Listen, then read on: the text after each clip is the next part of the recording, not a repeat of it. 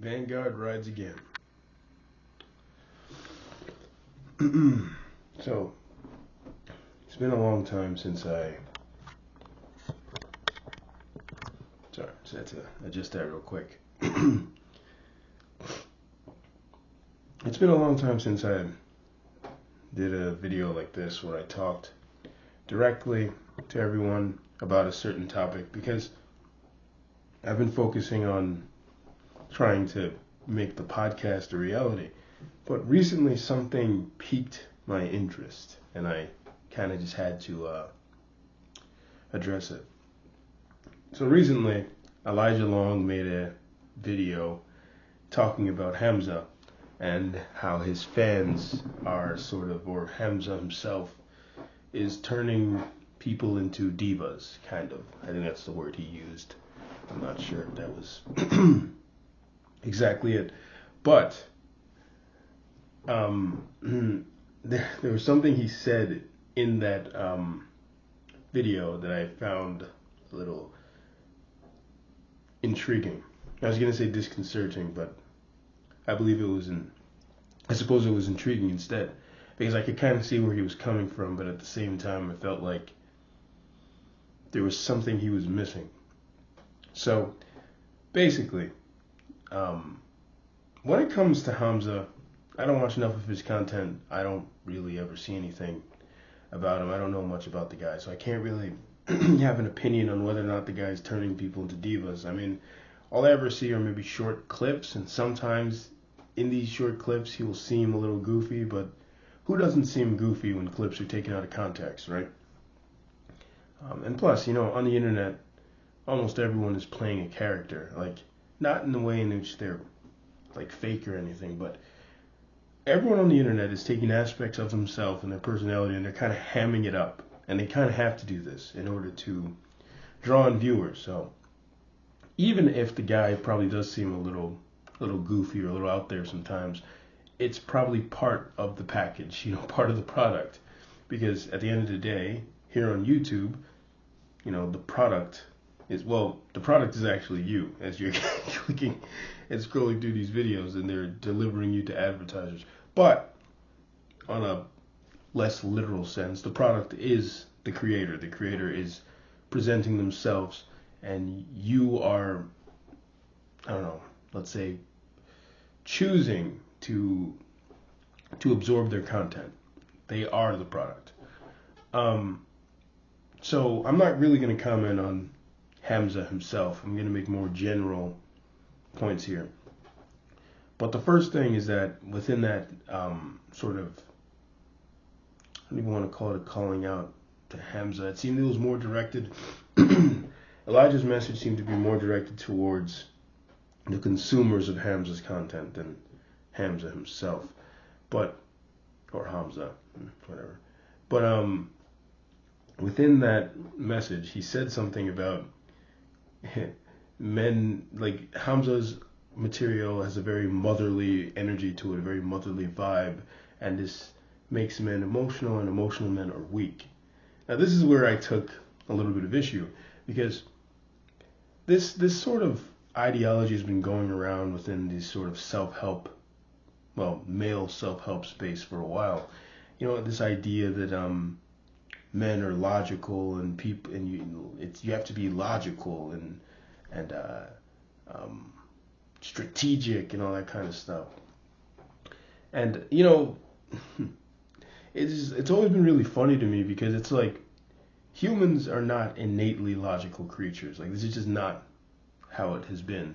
And even if you look at the course of human history, like a lot of the things we did, the formations of our societies, arts and all that kind of stuff, none of that was logical. That was it had logical elements to it, of course. Like, there are logical reasons as to why people will group together and create a society and create laws and that kind of stuff. But at the same time, there's a large emotional aspect to it too. Like, without emotion, there's no motivation or drive to kind of push things forward beyond, I guess, mating and reproducing. But looking around society, you can see there's more, in a way, to the things we do than reproduction or just mating with each other. Like, there are aspects to these things that involve emotion, involve even faith in some kind of way. So to say that I guess your saving grace is to be completely logical is kind of weird. It's kind of false. Like, if anything, trying to be completely logical, you probably cut out a lot of the enjoyment in your life and a lot of the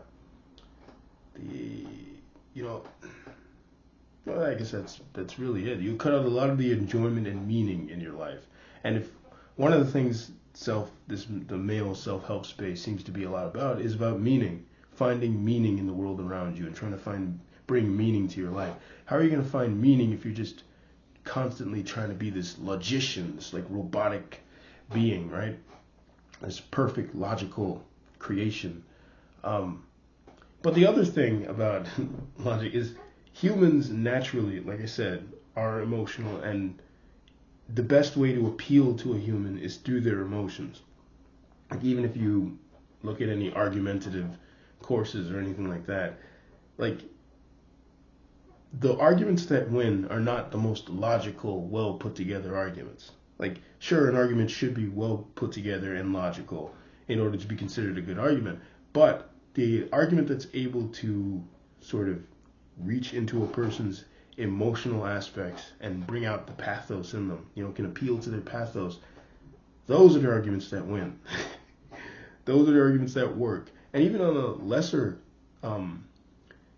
extent, like firebrand kind of arguments that are meant to piss people off and meant to, drive people into like a frenzy, those arguments do very well. Like, you can easily get people on your side and support them by whipping up a fervor, So this idea that emotion is like this toxic thing and it must be driven out of men and you should not have emotion is dumb.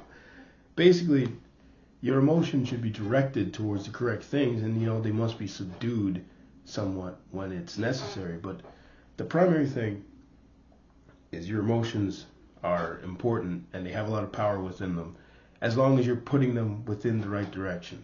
If you are committed to your vision and you have like a passionate feeling for this vision and a passionate feeling for your life, then you will do well. Like, that's just, you probably will do, not even probably, you definitely will do better than someone who's just trying to do it in a completely logical way. Like, if one person is like, I'm going to improve my life and I have to, and I'm going to, and well, of course, they temper this with logical steps and actionable steps as they're doing it. They don't just sit there feeling all day, like, and fucking sitting there meditating all day. Like, that's not going to do anything. But they combine the actionable steps with the emotion that's driving them, right?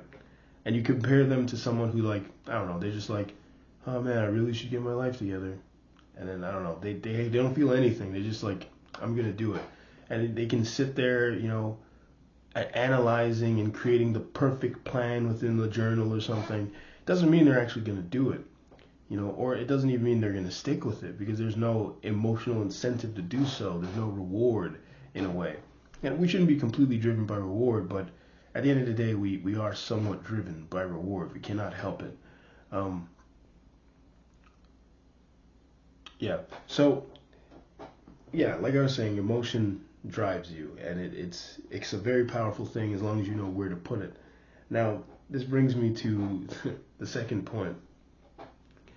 Now, I don't know enough about Hamza to make this point, but when you look at a lot of the material that, I guess, younger men who are interested in improving themselves consume, a lot of it seems superficial, and it seems like they're improving themselves on like a physical basis and maybe gaining many like superficial qualities and rewards, but there's no internal restructuring or reshaping. Like, they're just completely driven by external environment and reward. And you definitely should be driven somewhat by external rewards and external environment, but it should be tempered again by internal validation and that kind of stuff. And like, even when you look at like a lot of red pill sigma male stuff, it's like they'll sit there structuring their whole lives as if they're rejecting what do you call it, or they'll say they're rejecting simping, right? But then at the same time, everything they do and everything they care about seems to be focused on the other sex. So it's like, are you really any different from the Sims, or are you just another type? And the other thing about this, right, is something, the point that Elijah Long made that I thought was very, a very great point, is they sit there and people take these figures when they have a person that I guess they kind of agree with or they admire, and they prop them up to an almost godlike status, and they take everything they say as like this universal truth. Like, they don't seem to understand the idea that you can disagree with someone even if you like them, or you don't have to follow everything someone says completely to a T. Like, you can live your own life, you can do stuff as you want them. And it's like, it's just crazy, because I'll be in like the comment section of someone's video, and you're looking in the comments, and it's like the person's words are being torn apart and analyzed as if it's scripture. And I'm just like, you guys need to go outside and touch grass. Like, you need to figure out, as Elijah Long said, that part of being a man is figuring things out for yourself, going and exploring. You got exploit and explore. You got to do some exploration. You got to find some things. And then when you find what works for you, you exploit that. You use it to your advantage. You're not going to improve your life or become better just by copying or imitating some guy you saw on the internet.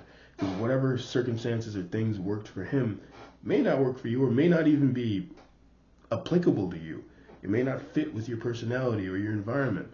So you got to figure out what works for you and do that. Like, sure, some level of imitation is necessary. That's what we all do. But when you're sitting there trying to be this guy exactly, you just come off looking like an idiot. Like, I see people like that all the time. You'll meet people, and it's just within moments of talking to them, you can see their personality was ripped from some red pill guru, and like the things they're saying, it's like they're saying them, I don't know how to explain this.